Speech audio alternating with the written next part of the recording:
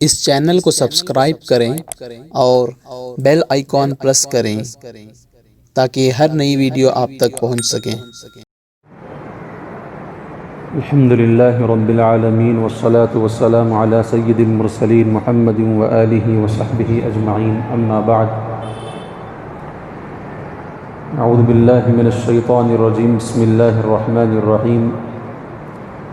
ومن اراد الآخرة وسعى لها سعيها وهو مؤمن فأولئك كان سعيهم مشكورا۔ وقال الله عز وجل فاذكروني أذكركم، صدق الله العظيم وصدق رسوله النبي الكريم ونحن على ذلك لمن الشاهدين والشاكرين والحمد لله رب العالمين۔ اللهم صل على محمد النبي الأمي وعلى آله وأصحابه وبارك وسلم تسليما كثيرا كثيرا، أما بعد۔ بزرگان محترم،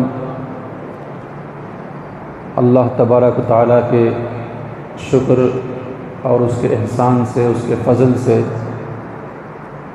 ہماری آج کی یہ چوتھی اصلاحی خانقاہی مجلس ہے، جس کے اندر ہم اور آپ یہاں بیٹھے ہوئے ہیں۔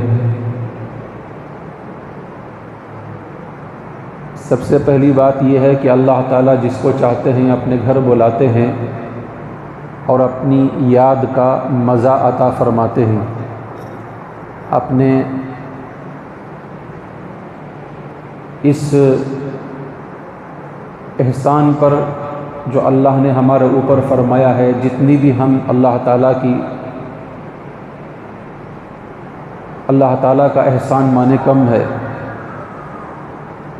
اللہ تعالیٰ جسے چاہتے ہیں اپنے در بلاتے ہیں اور اپنی یاد کی، اپنے ذکر کی لذت سے روشناس کراتے ہیں۔ آپ سوچتے ہوں گے کہ اللہ کے ذکر میں بھی لذت ہوتی ہے۔ ہاں، اللہ کے ذکر ہی میں لذت ہوتی ہے۔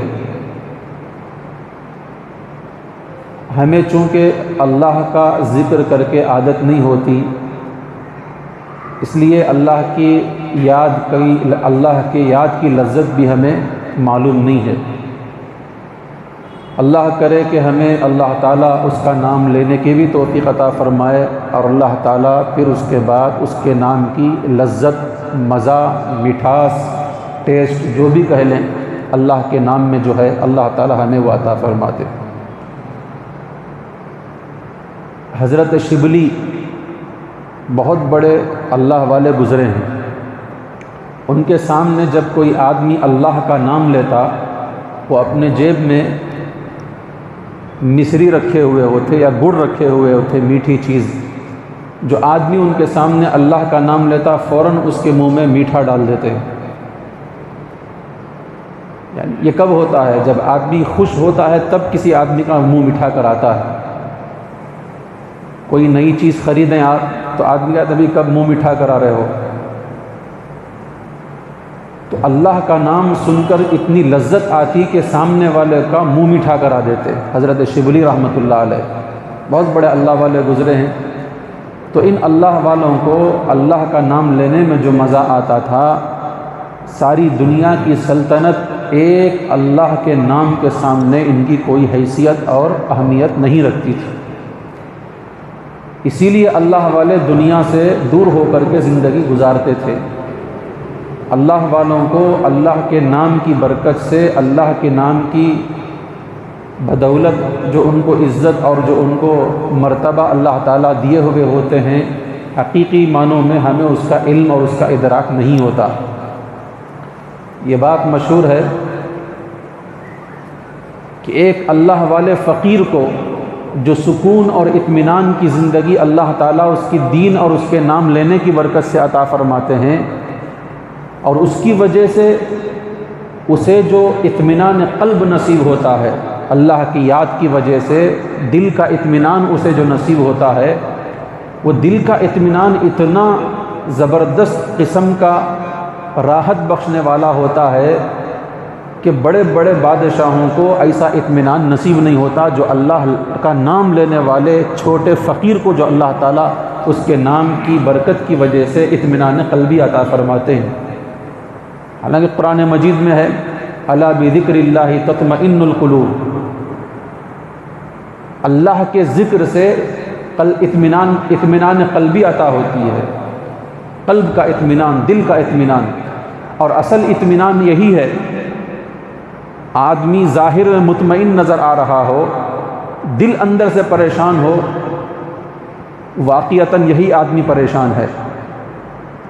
ظاہر میں بال بکھرے ہوئے، کپڑے میلے کچیلے اور میلی کچیلی صورت ہے، لیکن دل مطمئن ہے، اصل خوش نصیب اور راحت والا آدمی یہی ہے۔ تو فرماتے ہیں کہ ان اللہ والوں کو اللہ کا نام لینے کی وجہ سے جو اطمینان قلبی عطا ہوتی ہے، اگر ان کے دلوں کا اطمینان، ان کے دلوں کی راحت بادشاہوں کو معلوم ہو جائے تو بادشاہ ان کے اوپر چڑھ دوڑیں کہ یہ اطمینان ہمیں دو۔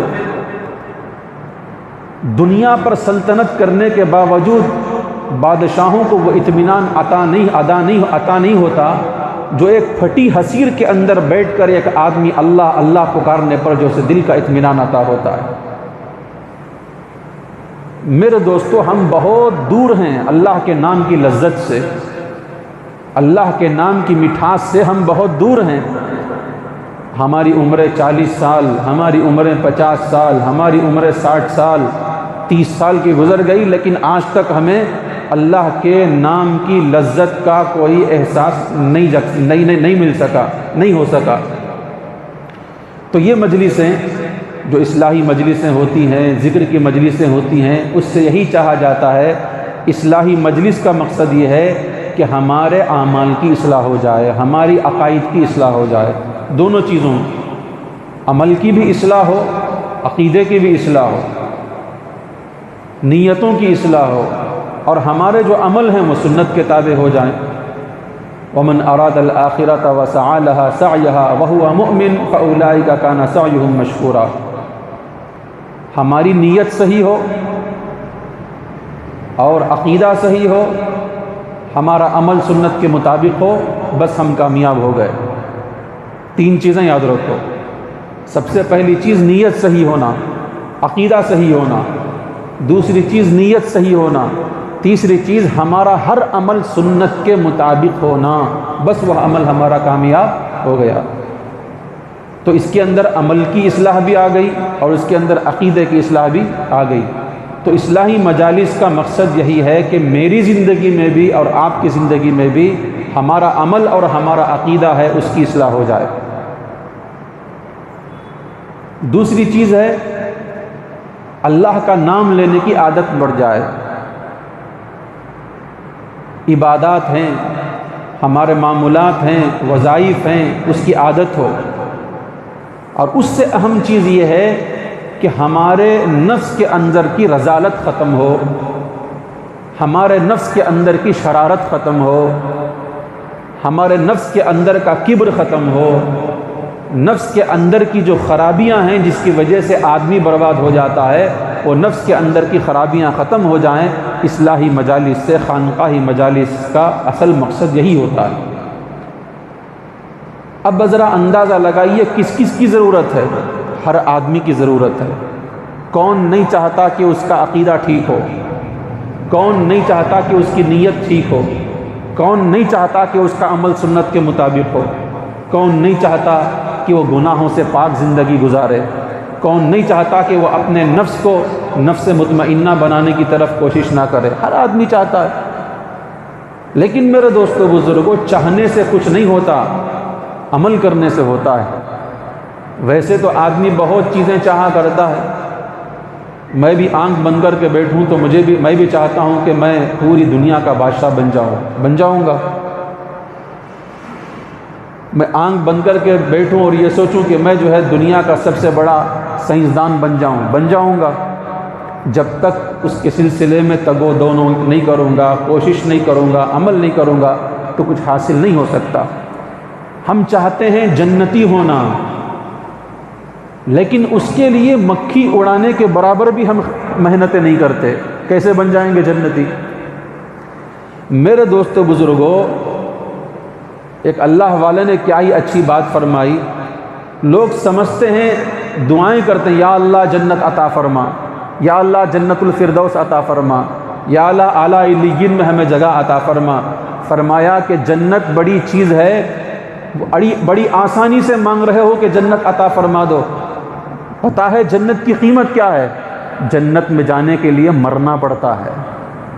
جنت میں جانے کے لیے مرنا پڑتا ہے، یہ قیمت ہے جنت کی. بغیر مرے کہ جنت میں کون جائے گا صاحب؟ تو جنت کی قیمت کیا ہے؟ مرنا پڑتا ہے. جنت کی قیمت کیا ہے؟ بہت کچھ کرنا پڑتا ہے. بغیر کچھ کرے کہ ہم کیسے جنت کو چلے جائیں گے؟ آپ ذرا بتائیے مجھے. میں آپ کو بتاؤں، جنت عظیم الشان جگہ ہے. ہمارے ذہنوں میں، ہمارے تصور میں اس کا تصور نہیں ہے کہ جنت کیا ہو سکتی ہے. بس ہم وہی سمجھتے ہیں جنت کو جتنا حدیث اور قرآن میں ہمیں اس کا تعارف کرایا گیا. ہم حق مانتے ہیں اللہ تعالیٰ ہر مسلمان کو جنت دے گا. من قال لا الہ الا اللہ دخل الجنہ.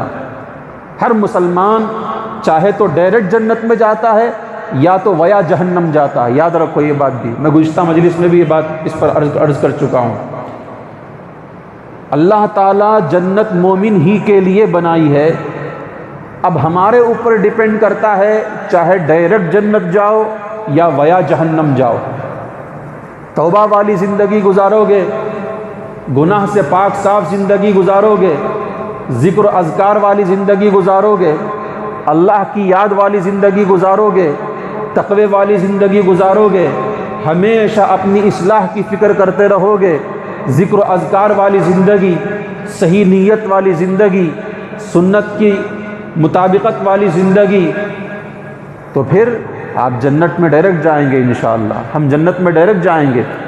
ایسا نہ ہوا، نہ ہماری نیتیں خالص، نہ ہمارے اعمال، اور جو اعمال ہیں وہ سنت کی مخالفت کے، نہ ہمارے اعمال درست ہیں، نہ ہم گناہوں سے بچتے ہیں، نہ اگر گناہ ہو جائے تو نہ ہم اس پر توبہ کرتے ہیں. بس جیسی زندگی چل رہی ہے ویسی زندگی گزار رہے ہیں. اگر واقعتاً ہمارا آپ کا عقیدہ درست ہے، ایمان درست ہے، جنت میں جائیں گے. لیکن کب؟ جہنم میں جا کر بعد میں جنت کو جانا پڑے گا. تو بہرحال جنت کی چاہ آسان ہے، لیکن جنت میں جانے کے لیے دنیا میں بہت کچھ کرنا پڑتا ہے، بالآخر مرنا پڑتا ہے. تو میرے دوستو بزرگوں، اللہ تبارک تعالیٰ نے ہمارے اوپر اس کی جو ہے نظر کرم ہوئی، اس کی مہربانی ہوئی کہ ہم آج یہاں بیٹھے ہیں اصلاحی مجلس کے اندر. اس کے اندر میری بھی اصلاح کی میری نیت ہے، آپ بھی اپنی اصلاح کی نیت کر لیجئے. کر لیں گے نا انشاءاللہ. دیکھیے، ہماری عبادت کا مقصد اللہ کی رضا ہے. یہ میری باتیں نہیں کہہ رہا ہوں، اللہ والوں کی باتوں کو میں نقل کر رہا ہوں. ہماری عبادت کا مقصد کیا ہے؟ اللہ کی رضا، اللہ راضی ہو جائیں. ان صلاتی و نسکی و محیای و مماتی للہ رب العالمین. قرآن نے بھی ہمیں یہی سکھایا. ہماری زندگی، ہماری موت، ہماری نماز، ہماری قربانیاں، ہمارا اچھا عمل، ہمارا چھوٹا اور بڑا، سب کا سب اللہ کے لیے. کیا مطلب؟ للہ رب العالمین، اللہ راضی ہو جائیں، بس اسی لیے ہمارا عمل ہے. اب ہماری پریشانی یہ ہے کہ ہم دنیا کے اندر 5 وقت کی نماز پڑھ کر، اشراق کی نماز پڑھ کر، تہجد کی نماز پڑھ کر اللہ سے دعا مانگتے ہیں، یا اللہ میری بیماری کو دور فرما. بیماری دور ہو گئی تو خوش ہو جاتے ہیں، بیماری دور نہیں ہو تو اللہ سے شکایت کرتے ہیں، یا اللہ تہجد پڑھتا ہوں بیماری نہیں جاتی. کوئی بندہ قرض میں ڈوبا ہوا ہے، یا کوئی بندہ مرض میں ڈوبا ہوا ہے، کوئی بندہ کسی تکلیف میں مبتلا ہے، آدمی عبادت کر کے اللہ کے سامنے ہاتھ اٹھا کر دعا مانگتا ہے، یا اللہ میری بیماری دور کر دے، یا اللہ میرا قرض اتار دے، یا اللہ میری مشکل دور فرما. پھر وہ مشکل دور نہیں ہوتی تو اللہ سے بدگمان ہو جاتا. اللہ ہماری حفاظت فرمائے. اللہ سے بدگمان ہو جاتا ہے. کتنے لوگ ملتے ہیں نمازی، 5 وقتہ نمازی تھے، پڑھتے پڑھتے مسجدوں سے نظر نہیں آتے. داڑھی رکھے ہوئے تھے، داڑیاں منڈا لی. اللہ کے دین کے قریب تھے، اللہ کے دین سے دور ہو گئے۔ پوچھا کیا ہوا؟ کہتے ہیں کیا کر کر کیا فائدہ؟ کیا بولتے ہیں؟ اس کا مطلب یہ ہے کہ سجدوں سے اپنا کچھ چاہتے تھے، تہجد سے اپنی جو ہے خواہش چاہتے تھے، اپنا جو ہے نفع چاہتے تھے، اس لیے انہوں نے عبادتوں کو چھوڑ دیا۔ لیکن سب سے پہلے آج کی اس مجلس میں نیت ہم یہ صحیح کریں گے، ہماری جو عبادت ہے، صلاتی و نسکی و محیای و مماتی للہ رب العالمین، اے اللہ تیرے لیے ہے۔ ہم نماز پڑھتے ہیں، اس کی برکت سے تو بیماری کر دے، بیماری دور کر دے، تب بھی ہم تیرے ہیں، بیماری دور نہ ہو تب بھی ہم تیرے ہیں۔ یا اللہ ہم نماز پڑھتے ہیں، تجھ پر ایمان رکھتے ہیں، سنت والا عمل کرتے ہیں، مشقتیں اٹھاتے ہیں دین کے لیے، سب کچھ کرتے ہیں، پھر بھی ہماری پریشانی دور نہ، اگر پریشانی دور ہو جائے، یا اللہ تیرا شکر ہے، باوجود سب کچھ تیرے کام کرنے کے، عبادتیں کرنے کے، ریاضتیں کرنے کے، مجاہدات کرنے کے، تقوی والی زندگی گزارنے کے، پھر بھی ہماری زندگی سے مشکل دور نہیں ہوتی، یا اللہ تیرے سے شکایت نہیں ہے، تو جیسا چاہے ویسا ہم رہیں گے۔ یہ بندگی ہے اور بندے کی شان ہے۔ اللہ اگر مجھے بیمار دیکھنا چاہیں، اسی میں راضی ہوں، دعا کرتا رہوں گا مرنے تک، یا اللہ میری بیماری سے تو مجھے حفاظت فرما، میری بیماری دور فرما، لیکن پھر بھی اللہ تعالیٰ باوجود لاکھوں کوشش کرنے کے، لاکھوں روپیے ڈاکٹر کے پاس چلے گئے، اور میں نے حج کیے اس کے بارے میں، کعبۃ اللہ کا غلاف پکڑ کر کے رویا کہ اللہ میری بیماری دور کر دے، میری مشکل دور کر دے، تہجد پڑھتا ہوں، صدقہ کرتا ہوں، خیرات کرتا ہوں، لیکن پھر بھی میری مشکل دور نہیں ہو رہی ہے، لیکن اللہ پھر بھی میں تیرے سے شکایت نہیں کرتا کہ اتنا سب کچھ کرنے کے باوجود میری مشکل دور نہیں ہو رہی ہے، اس لیے کہ ہماری نیت صحیح ہے، میری عبادت تیری رضا کے واسطے ہے، اگر تو میری بیماری میں راضی ہے تو بیماری میرے لیے لاکھ نعمت ہے۔ میری بیماری ہونے کے باوجود، میں بیمار ہونے کے باوجود، میں مشکل میں گھرنے کے باوجود، پھر بھی اللہ میرے سے راضی ہیں، میرے سے بڑا خوش نصیب دنیا میں کوئی آدمی نہیں ہے۔ یاد رکھو، فرماتے ہیں مجھے دولت ملی، اللہ ناراض ہیں، دولت لعنت ہے۔ دولت ملی، اللہ ناراض ہیں، یہ دولت لعنت ہے۔ راحت ملی، اللہ ناراض ہیں، یہ راحت لعنت ہے۔ بیماری ملی، اللہ راضی ہیں، یہ بیماری صحت سے لاکھ درجے بہتر ہے۔ جھوپڑی کی زندگی ہے، پھٹے پرانے کپڑے نصیب ہو رہے ہیں، پھوکی روٹی کھانے کے لیے نصیب نہیں ہو رہی ہے، عاش امبل میں زندگی میسر ہو رہی ہے، اللہ راضی ہیں، وقت کے شہنشاہ سے زیادہ میں سکون محسوس کرتا ہوں۔ یہ اللہ کی رضا والی زندگی۔ تو میرے دوستو، آج ہماری نیت اس مجلس میں صحیح ہونا چاہیے۔ کیا ہے؟ ہماری عبادت کا مقصد ہماری بیماریاں دور ہونا نہیں ہے، ہماری عبادت کا مقصد ہماری بیماری دور ہونا، ہماری مشکل دور ہونا نہیں ہے۔ ہاں بالیقین ہوگی بیماری دور، اس سے بالیقین اس سے روزی میں ترقی ہوگی۔ اللہ تعالیٰ نے تقوی پر جو انعامات کے قرآن مجید کے اندر وعدے فرمائے ہیں، اس کے اندر کیا فرمایا؟ وَيَرْزُقُهُ مِنْ حَيْثُ لَا يَحْتَسِبُ، اللہ تعالیٰ بے گمان والی روزی عطا فرماتے ہیں۔ روزی کا دروازہ اللہ تعالیٰ تقوی والی زندگی گزارنے والے پر کھول دیتے ہیں، لیکن یہ ضروری بھی نہیں ہے۔ اصل چیز اللہ کی رضامندی ہے۔ اگر ایسا ہوتا کہ آدمی تقوی والی زندگی گزارتا اور وہ صبح کو اٹھتا تو مالدار ہو جاتا، تو دنیا کے اندر گناہگار کون ہوتا بتاؤ؟ دنیا چونکہ امتحان کی جگہ ہے، یہاں اللہ تعالیٰ پرکھتے ہیں، تو اونچ نیچ زندگی میں آتے ہیں، پھر اللہ تبارک تعالیٰ ہمیں آزماتے رہتے ہیں۔ بہرحال تقوی کی زندگی گزارنے سے اللہ تعالیٰ روزی کے دروازے کھولتے ہیں، اور ایسی روزی دیتے ہیں جس سے کہ ہم راضی ہو جائیں۔ اور یاد رکھو، اللہ کی طرف سے ملنے والی روزی وہ نہیں ہے جو ہماری پسند کی روزی ہو۔ انسان بریانی میں خوش ہوتا ہے، روٹی اور دال میں خوش نہیں ہوتا، لیکن ہمارے لیے روزی وہ اچھی ہے جس سے اللہ تعالیٰ راضی ہو جائیں۔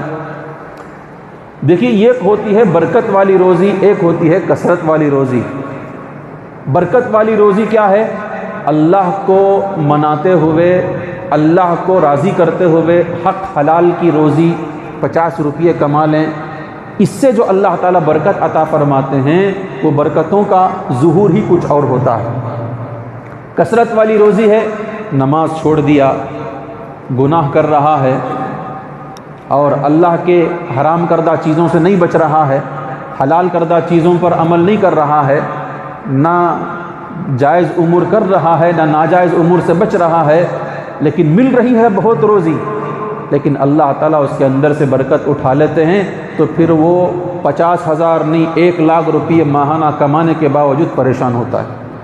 کتنے لوگ ہیں ماہانہ 1,00,000 روپے تنخواہ ہے، ماہانہ 1.5 روپے تنخواہ ہے، لیکن پریشان، رات میں نیند نہیں آتی، ایک نوالا کھایا نہیں جاتا۔ وجہ کیا ہے؟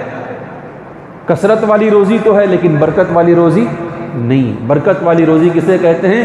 کم کماؤ اللہ کو راضی کرتے ہوئے، کم کماؤ گناہوں سے بچتے ہوئے۔ حلال روزی اللہ تعالیٰ ایک لقمے میں ایسا سکون عطا فرماتا ہے کہ وہ لقمہ کھانے کے بعد نہ گیس کی گولی کھانے کی ضرورت ہے، نہ ڈائجیشن کی ٹانک پینے کی ضرورت ہے۔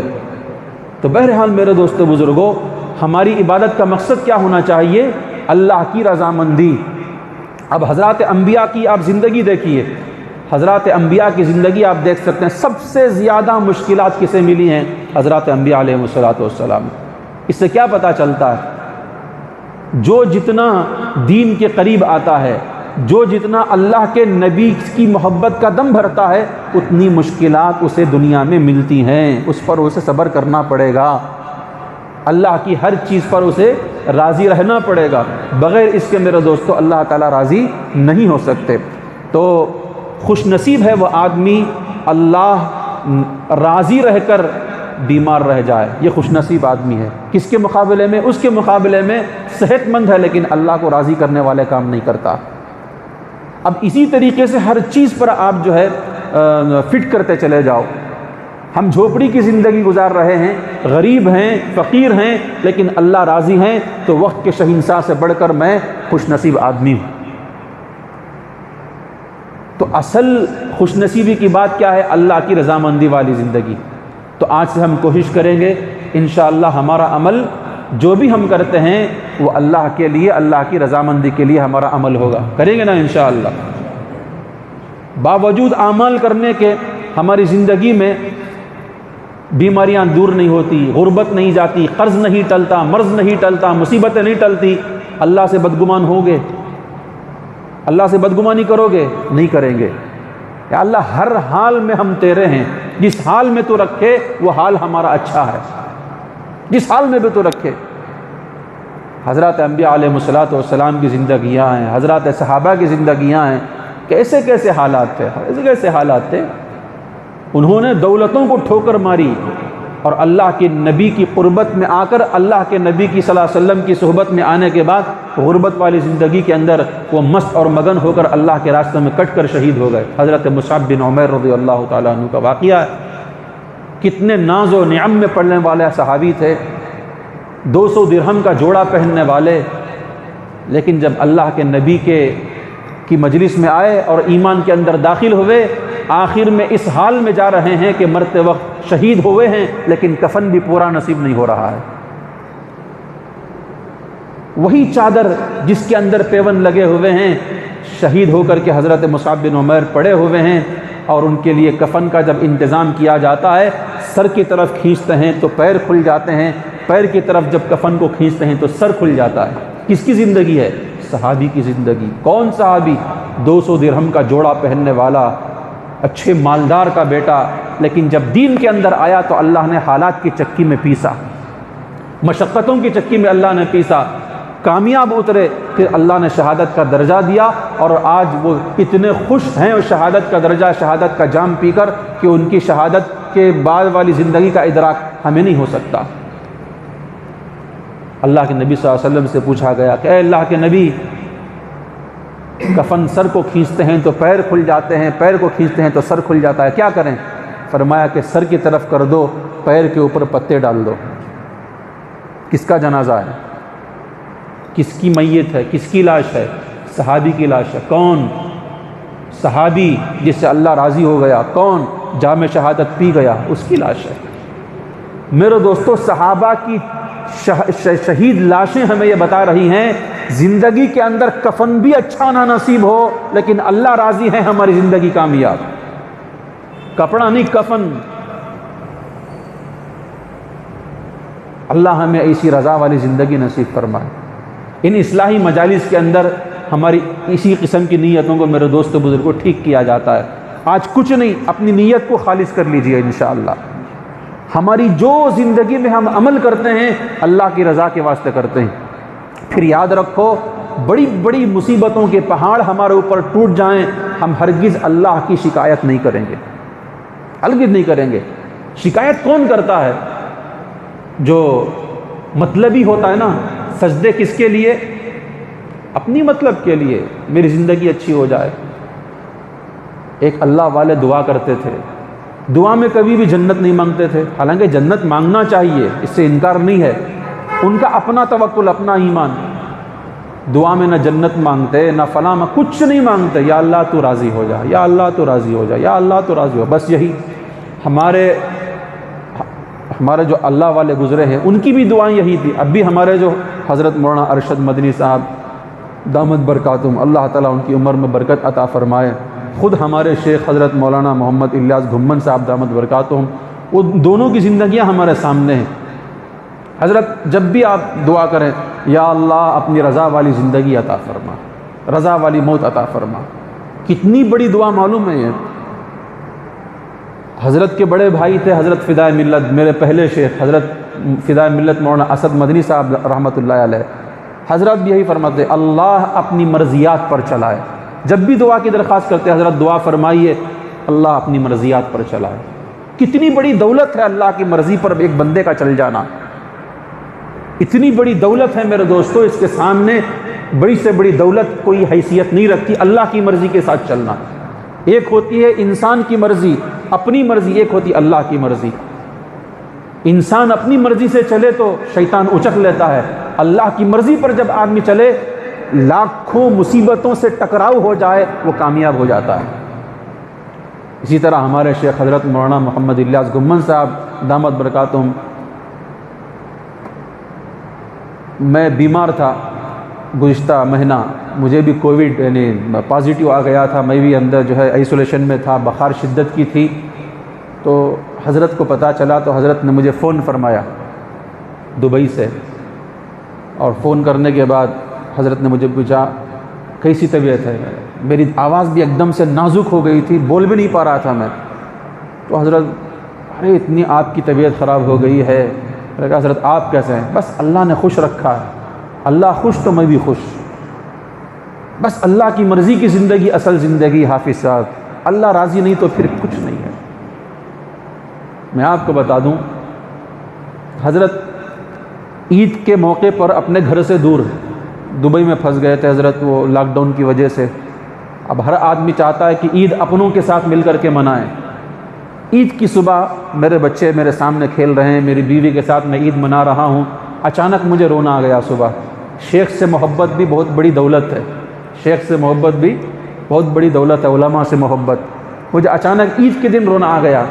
اللہ دین کے لیے ہمارے حضرت ہمارے شیخ کتنی قربانیاں دے رہے ہیں کہ آج عید کے دن بھی حضرت اپنے ملک سے دور، اپنی آل اولاد سے دور، اپنی بیوی سے دور، اپنے ادارے سے دور، سنبھالا نہیں گیا، حضرت کو فون کر دیا۔ کہ ہاں، حضرت نے فرمایا کہ آپ صاحب زندگی کیا ہے کہ ہم یہاں خوشی کو تلاش کریں؟ زندگی کیا ہے کہ زندگی کے ہم خوشی کو تلاش کریں؟ اصل خوشی تو مرنے کے بعد ہے، اس کو ہمیں تلاش کرنا ہے۔ اللہ تعالیٰ نے اللہ تعالیٰ جہاں جیسے رکھے ہے میں راضی ہوں، یہ ہمارے مشائخ کا حال ہے۔ اللہ تعالیٰ ہمیں ان کے راستے پر چلنے کی توفیق عطا فرمائے۔ تو میرے دوستو بزرگوں، اصل زندگی کا مزہ کیا ہے؟ اللہ کی مرضی پر ورضا بما قسم اللہ لک، حدیث کا ٹکڑا ہے، اللہ کے نبی صلی اللہ علیہ وسلم صحابہ سے فرمایا ورضا بما قسم اللہ لک۔ کئی ایک نصیحتیں فرمائیں آپ صلی اللہ علیہ وسلم نے، اس میں ایک نصیحت کا ٹکڑا ہے اللہ کی تقسیم پر راضی رہ جاؤ۔ اللہ نے جیسی زندگی تمہیں دی ہے بنداز جیو، اللہ مجھے ایسی فقیر ہونے کا مطلب چھپ کر کے جینا نہیں ہے، پھٹے پرانے کپڑے مل جانا چھپ کر کے جینا نہیں ہے. ارے میرے پرانے کپڑے، ارے عمر کا دور دیکھو، امیر المؤمنین عمر ہے، پیون لگے ہوئے ہیں، اسی پیون لگے کپڑوں سے جا کر بیت المقدس فتح کر رہا ہے. امیر المؤمنین حضرت عمر کی شان ہے.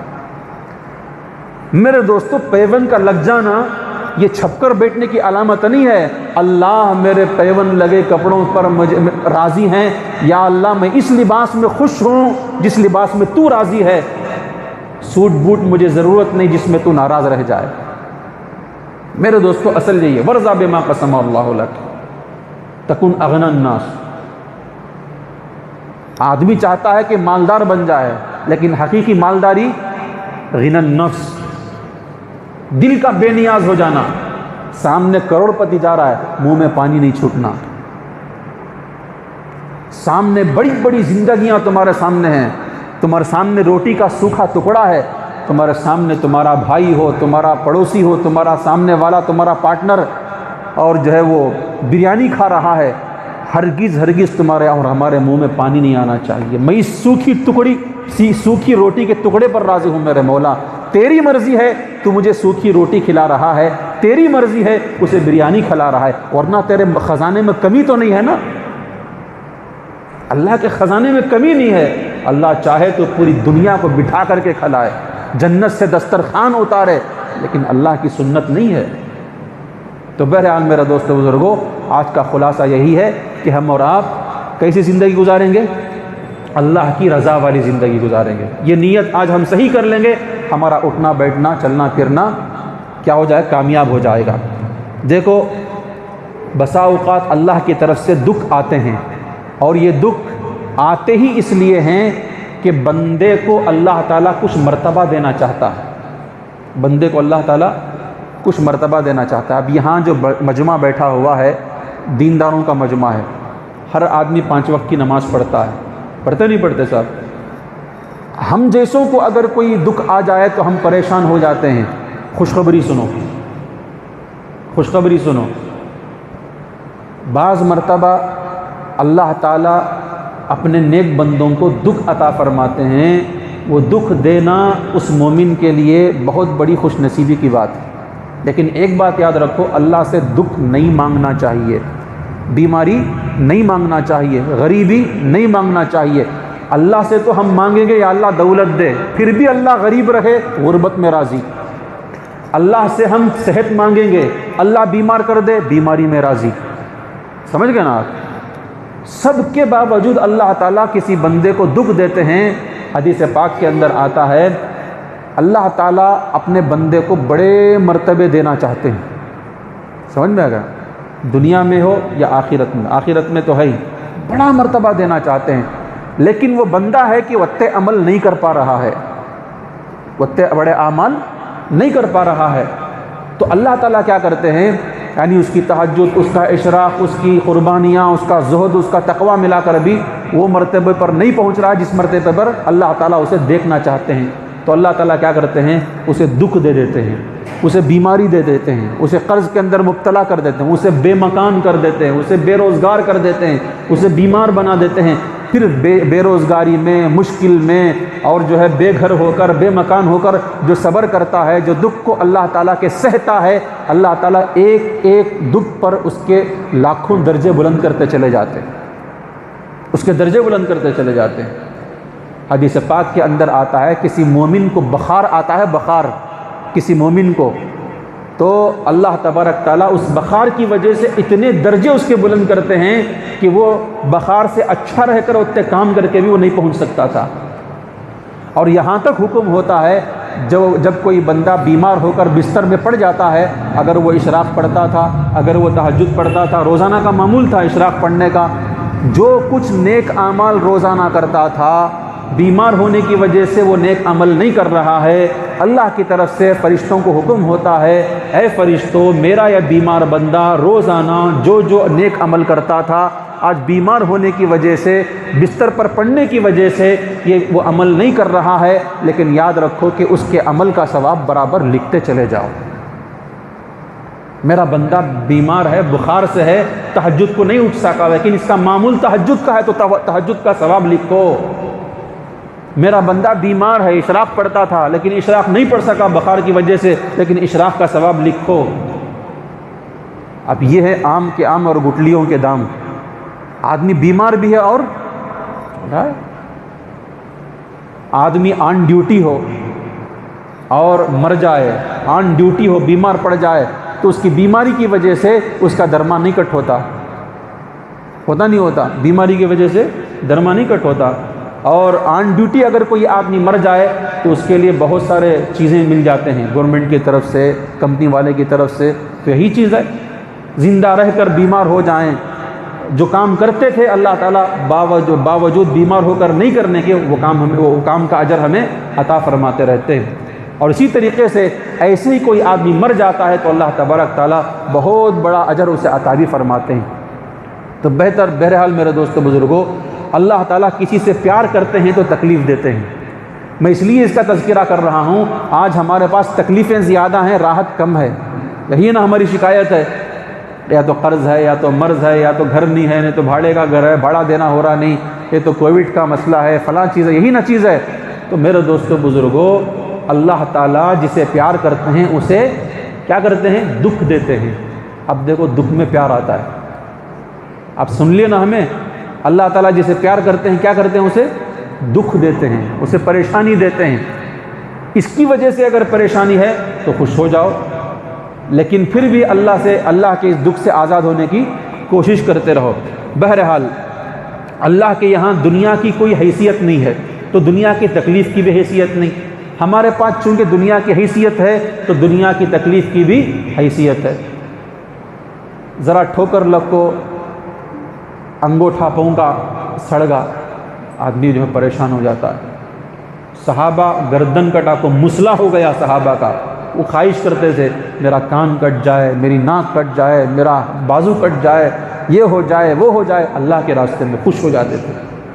وہ نہیں دو صحابی رات میں بیٹھ کر کے دعا کر رہے ہیں، آؤ بیٹھ کر کے دعا کرتے ہیں، کل تم بھی شہید ہو اور میں بھی شہید ہو جاؤں، میری دعا پر تم آمین کہو، تمہاری دعا پر میں آمین کہتا ہوں۔ ایک صحابی کیا کرتے ہیں، یا اللہ کل صبح ہو، میدان جنگ گرم ہو اور میں دشمنوں کے میدان میں گھسوں اور قاتلوں کو مارتا چلا جاؤں اور پھر وہ مجھے پکڑیں اور مجھے کان کاٹیں، میرا ہاتھ کاٹیں۔ اتنی اذیت اپنے آپ کو قبول کر رہے ہیں، کیوں؟ اللہ کے راستے کی۔ ان کے سامنے چونکہ دنیا کی حیثیت نہیں تھی، اپنے جسم کی بھی کوئی حیثیت نہیں تھی، حیثیت اس وقت ہے ان کے جسم کی جب اللہ کے راستے میں وہ کٹ جائے، قبول ہو جائے۔ لیکن میرے دوستو ہمارے پاس کیا ہے؟ بہت بڑی حیثیت ہے نا دنیا کی، اس لیے ہم کیا کرتے ہیں؟ تھوڑی چیز بھی ہمیں بڑی دکھتی ہے۔ اللہ کے پاس نہ دنیا کی حیثیت ہے، نہ دنیاوی دکھ اور سکھ کی حیثیت ہے، تو اللہ تعالیٰ اس سے کوئی۔ بہرحال ایک بات اور یاد رکھ لیجئے، ہماری عبادات، ہمارے اذکار، ہمارے معمولات کا مقصد کیا ہے؟ ہماری مشکل دور ہونا نہیں ہے۔ مشکل دور ہو جائے اللہ کا شکر ہے، مشکل رہ جائے تب بھی اللہ کا شکر ہے۔ اتنا کر لیں گے نا انشاءاللہ۔ اور دوسری بات دیکھیے، آج کل بہت سارے اموات کی کثرت ہے، روزانہ جنازے اٹھ رہے ہیں۔ میں آخری بات آپ سے کہہ رہا ہوں، جنازے اٹھ رہے ہیں، واٹس ایپ کھولو تو فلانے کے انتقال کی خبر، واٹس ایپ کھولو تو ان کے انتقال کی خبر۔ آدمی مر رہے ہیں، قبرستان بھر رہے ہیں، یہ قبرستان بس نہیں آ رہا، وہ قبرستان چلو، وہ قبرستان نہیں بس رہا، وہ قبرستان چلو، ہو رہا نہیں ہو رہا۔ یہ ساری چیزیں کیا ہیں؟ سب سے پہلے مقدر ہے، یاد رکھو کیا ہے؟ کووڈ، کرونا، یہ ساری چیزیں بعد کی چیزیں ہیں، لیکن سب سے پہلے مقدر میں ہونا تھا، ہو رہا ہے۔ اگر مقدر میں میری اور آپ کی موت لکھی جائے تو کیا ہم بچ جائیں گے؟ بولو بچ سکتے ہیں؟ چلو آج ذرا بیٹھ کر کوئی مشورہ کر لیں گے نماز کے بعد، موت سے بچنے کا مشورہ کریں گے۔ 1000 قسم کے مشورے ہو سکتے ہیں لیکن موت سے بچنے کا مشورہ نہیں ہو سکتا۔ اینما تکونوا یدرککم الموت ولو کنتم فی برج مشیدہ۔ مضبوط قلعوں کے اندر بھی ہم بیٹھ گئے موت سے بچنے کے لیے، موت کا فرشتہ، موت کا پنجہ وہاں بھی آ کر ہمارا کام ختم کر کے چلا جائے گا۔ تو میرے دوستو بزرگوں، یہ مقدرات ہیں جو چل رہے ہیں، اس پر ہمیں راضی رہنا چاہیے۔ ہم جئیں یا مریں، ہمیں صحت نصیب ہو یا بیماری نصیب ہو، اس کے لیے سب سے اہم چیز ہمارے واسطے یہ ہے کہ ہم اور آپ ان حالات کے اندر موت کی تیاری کر کے تیار رہ جائیں۔ یہ عقل مندی کا کام ہے، موت کی تیاری کر کے تیار رہ جائیں، یہ عقل مندی کا کام ہے۔ کوئی آدمی اپنی زندگی کی گارنٹی نہیں دے سکتا۔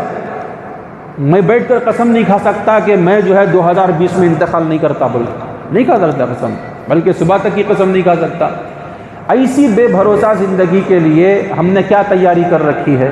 آنے والی یقینی موت کے لیے ہم نے کیا تیاری کر رکھی ہے؟ بس وہ آخری بات مجھے آپ کے سامنے عرض کرنا ہے۔ اس کی تیاری کیا ہے؟ سب سے پہلی چیز، ہم اور آپ توبہ والی زندگی گزاریں۔ گناہگار ہیں نا، توبہ کریں گے انشاءاللہ۔ آج کی مجلس میں وعدہ کریں گے، ارادہ کریں گے، یا اللہ اس کے بعد میں گناہ نہیں کرتا۔ انسان ہے، ہو جاتا ہے۔ اس کے واسطے اللہ نے کیا فرمایا؟ اللہ تعالیٰ چاہتے کیا ہیں؟ اللہ تعالیٰ توبہ کی ہمیں بہت بڑی ایک ڈھال دیے ہیں جس سے آدمی جہنم سے بچ جاتا ہے۔ توبہ ہے ہی وہ صابن جو ہمارے گناہ کے میل کچل کو دور کر دیتا ہے۔ سب سے پہلی بات یہ ہے کہ اب تک کے گناہوں سے ہم معافی چاہیں گے، توبہ کریں گے، اور دوسری بات یہ ہے کہ اس کے بعد گناہ نہیں کریں گے۔ توبہ استغفار والی ایسی زندگی گزاریں گے، ایسی عادت پڑ جائے گی، آئندہ گناہ ہم نہیں کریں گے۔ پھر بھی ہو جائے فوراً توبہ، استغفار، اللہ تعالیٰ سے معافی چاہ لیں گے۔ اتنی عادت ہماری بن جائے انشاءاللہ، موت کی سب سے پہلی ہماری تیاری ہے۔ یہ کیا ہے؟ موت کی سب سے پہلی تیاری۔ گناہ دو قسم کے ہوتے ہیں۔ ایک گناہ ہوتا ہے جس کا تعلق اللہ کی نافرمانی سے ہوتا ہے، اللہ کے حق کے ضائع کرنے کی وجہ سے ہوتا ہے۔ اللہ تعالیٰ آزاد ہیں اس معاملے میں، وہ بغیر توبہ کے بھی اللہ معاف کر سکتے ہیں سوائے شرک کے۔ لیکن ایک گناہ کا تعلق ہے مخلوق سے، تمہارے سے، میرے سے۔ آپ نے میرے 2 روپے کھا لیے، لاکھ توبہ کرو، وہ گناہ نہیں معاف ہوتا۔ کیسے معاف ہوگا؟ یا تو مجھے 2 روپے ادا کر دو، یا تو مجھے زندگی میں معافی تلافی کر کے راضی کر لو، جا بھی تم نے 2 روپے معاف کر دیا۔ آپ نے مجھے گالی دی تھی، رات تمام تہجد پڑھ کر اللہ سے دعا مانگو، یا اللہ میں حضرت کو گالی دے دیا، معاف کر لے، نہیں ہوتا۔ یہ کہیں پہ نظر، کہیں پہ نشانہ۔ بھئی جس کو تم نے زخم پہنچایا ہے، جہاں زخم ہے وہاں نہ مرہم رکھو۔ آپ زخم پیر کو رکھ کر مرہم آپ جو ہے سر پر لگائیں تو زخم ٹھیک ہوگا۔ جس کو آپ نے ستایا ہے اس سے معافی چاہو، جس کا حق آپ نے یا میں نے دبایا ہے اس سے ہم جو ہے معافی تلافی کریں، ٹھیک ہے نا؟ یہ بڑا خطرناک قسم کا جو ہے گناہ ہے جس سے ہم اور آپ نیگلیکٹ کر دیتے ہیں۔ بڑی بڑی تہجد ہم پڑھتے ہیں، زکوٰۃ دیتے ہیں، اور پتہ نہیں کیسے کیسے اعمال ہم کرتے ہیں، لیکن حقوق العباد کے اندر اتنے زیرو لیول پر ہیں، اور مر جانے کے بعد وہ مردے کو معلوم کہ قبر اس کی کیا حالت کر رہی ہے۔ لوگ خوش ہیں کہ بڑا تہجد گزار تھا، بہت اللہ والا تھا، بہت جو ہے صدقہ خیرات کرتا تھا، لیکن پتہ نہیں کتنوں کے دلوں کا خون کیا تھا، کتنوں کا مار کر کے کھایا تھا۔ میرے دوستو، سب سے پہلے حقوق العباد کی ہمیں کوشش کرنا چاہیے، موت کی سب سے پہلی تیاری کریں گے نہیں انشاءاللہ۔ جن لوگوں کا ہم نے مار کر کے کھا لیا ہے، آج وہ فہرست بنائیں گے، کم سے کم اپنی پرسنل نوٹ میں لکھیں گے، میں فلانے کا دینا، فلانے کا دینا، فلانے کا دینا، فلانے کا دینا۔ اللہ سے دعا کریں گے، یا اللہ موت سے پہلے ان کے دین سے مجھے آزاد کر دے۔ ضروری ہے نہیں؟ اور لکھ دیں گے کہ ان کا دینا زندہ رہا لوٹا دوں گا، مر گیا تو میرا بیچ کر کے لوٹاؤ، میرا بیچ کر کے اسے اس کا ادا کرو۔ آپ اطمینان سے مر سکیں گے، ہم اطمینان سے مر سکیں گے، ٹھیک ہے نا؟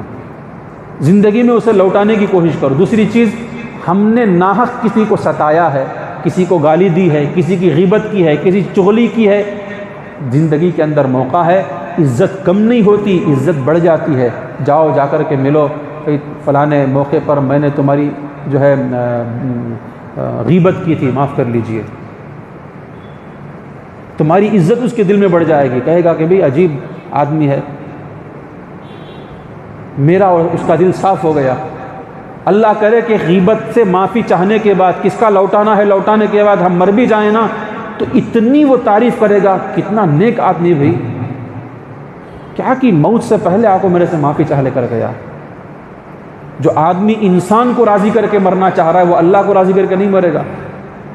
لوگ ہماری گواہی دیں گے، دنیا کے اندر عزت ملے گی تو سب سے پہلی چیز کیا ہے؟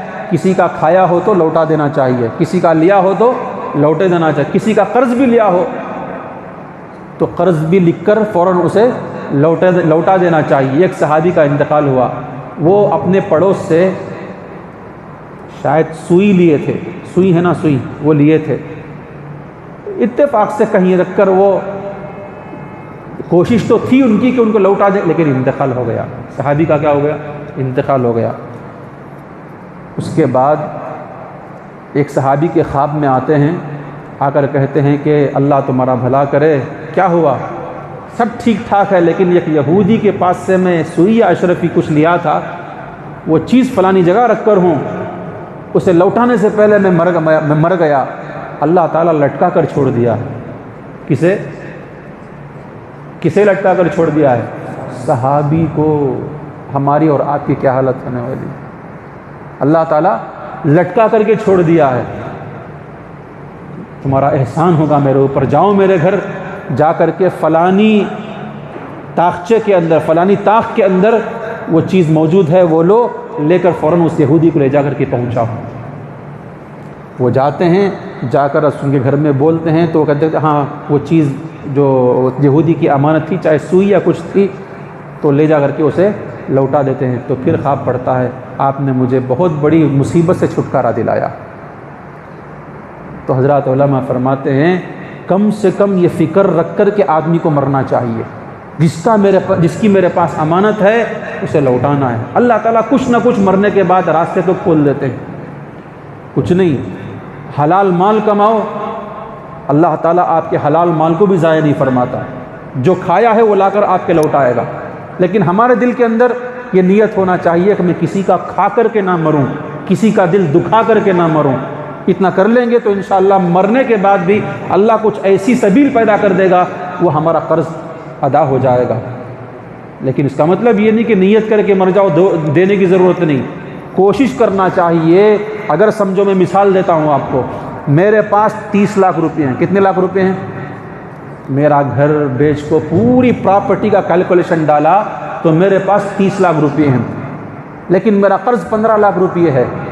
میرے لیے بہت اچھا عافیت کا مسئلہ ہے کہ 30 لاکھ کی پراپرٹی کو بیچ کر 15 لاکھ روپے دینے کا دین ادا کر دوں، چاہے بھاڑے کے گھر میں رہوں، عزت کی موت مر سکتا ہوں، عزت کی زندگی جی سکتا ہوں۔ یہ عقل مندی کی نشانی ہے۔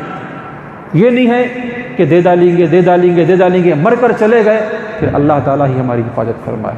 یہ کریں گے نا کوشش۔ ہمارے والد کا انتقال ہوا، ہمارے والد، اللہ کا شکر ہے، اللہ تعالیٰ ان کی مغفرت فرمائے، ان کے درجات بلند فرمائے۔ پرانے لوگ جانتے ہیں ہمارے والد کو، بہت نیک اللہ والے تھے۔ تو ان کے انتقال کے بعد اچانک انتقال ہوا ہمارے والد کا، اور ایسی حالت میں انتقال ہوا کہ ہمارے بھائی بھی گھر سنبھالنے کی حالت میں نہیں تھے، اچانک انتقال ہو گیا تو گھر کا بیلنس خراب ہو گیا، گھر کے اندر حالات آ گئے، 50 روپے مشکل، ایسے حالات آ گئے۔ ان حالات کے اندر ہمارے والد کے ایک دوست تھے، اقبال سیٹھ صاحب، انتقال ہو گیا ان کے، ہمارے والد کے دوست۔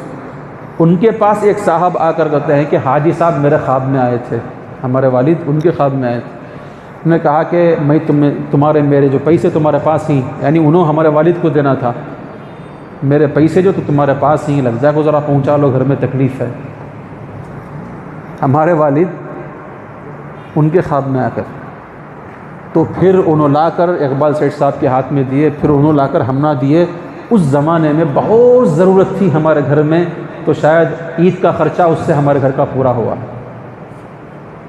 کمائی حلال کی تھی نا، اللہ تعالیٰ مرنے کے بعد خوابوں سے مدد کرتے ہیں، اس لیے حلال کھائیں گے، حلال کمائیں گے، اللہ تعالیٰ ہماری اولاد کو ضائع نہیں کرتا، ٹھیک ہے نا؟ تو میں کہہ رہا ہوں کہ جنازے اٹھ رہے ہیں، ٹینشن لینے کی ضرورت ہے، ہمارا بھی جنازہ اٹھ جائے، کیا مسئلہ ہے؟ موت ہو رہی ہے، ڈرنے کی ضرورت ہے، ہمیں بھی مر جائیں، کیا مسئلہ ہے؟ مولانا کلیم اللہ صاحب رہتے رہتے چلے گا، کیا کر سکتے ہیں؟ کون پکڑ سکتا ہے؟ کیسے کیسے لوگ چلنے پھرنے والے جنازوں کے قبرستان کے حوالے ہو رہے ہیں۔ اس کا مطلب کیا ہے؟ تم بھی چل رہے ہو، کل چلنے والے تمہیں اٹھا کر جا سکتے ہیں، تیاری کر لو۔ یہ اصل تیاری کرنا ہے۔ سو ماسک پہننا یہ تیاری نہیں ہے، موت سے بچتے نہیں ماسک پہننے سے، سینیٹائزر سے تیمم کرنے سے موت سے نہیں بچتے میرے دوستو۔ اصل تیاری یہ ہے، اگر ان حالات کے اندر کل موت کا فرشتہ میری دہلیز میں گھس جائے تو کیا میں کتنا تیار ہوں؟ انشاءاللہ وہ کوشش کریں گے نہیں ہم؟ اس کے لیے کیا ہے؟ توبہ والی زندگی۔